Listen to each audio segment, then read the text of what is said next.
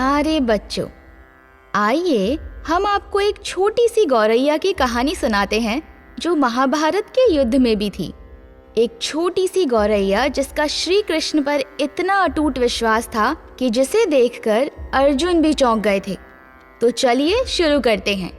कुरुक्षेत्र के मैदान को विशाल सेनाओं के आवागमन की सुविधा और युद्ध के लिए तैयार किया जा रहा था, जिसमें हाथियों का इस्तेमाल पेड़ों को उखाड़ने और ज़मीन साफ करने के लिए किया गया। वहाँ के एक पेड़ पर एक गौरैया अपने 4 बच्चों के साथ रहती थी।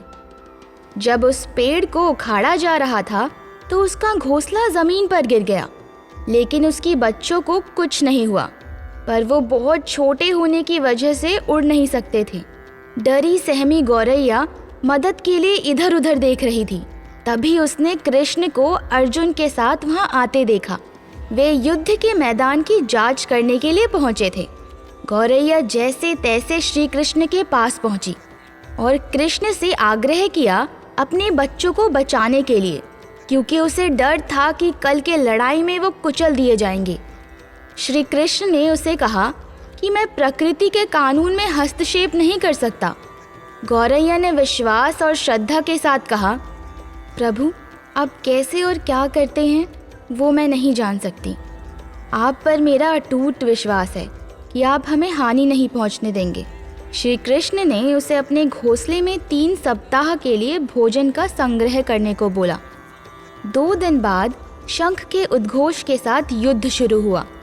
कृष्ण ने अर्जुन से उनके धनुष और बाण मांगे और चुपचाप अर्जुन से धनुष लेकर कृष्ण ने एक हाथी को निशाना बनाया, लेकिन हाथी को मार के नीचे गिराने के बजाय तीर हाथी के गले की घंटी में जा टकराया और घंटी गिर गई।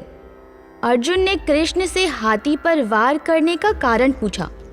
कृष्ण ने हाथी को गौरैया के घोंसले को गिराने की बात बताई। युद्ध शुरू हुआ जो 18 दिनों तक चला और अंत में पांडवों की जीत हुई। कृष्ण और अर्जुन युद्ध क्षेत्र में भ्रमण करने के लिए निकले। कई शव अभी भी वहां पड़े थे जो अंतिम संस्कार का इंतजार कर रहे थे। कृष्ण एक निश्चित स्थान पर रुके और अर्जुन को घंटी उठाने के लिए बोला।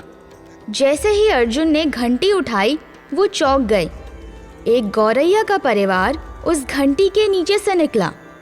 बाहर निकल के माँ और छोटे पक्षी कृष्ण के इर्द गिर्द मंडराने लगे। 18 दिन पहले काटी गई एक घंटी ने पूरे परिवार की रक्षा की थी। तो बच्चों, कैसी लगी आपको ये कहानी? हमें कमेंट बॉक्स में बताना ना भूलें। और ऐसी ही कहानियाँ सुनने के लिए हमारे चैनल संस्कृति टीवी को सब्सक्राइब करें। धन्यवाद।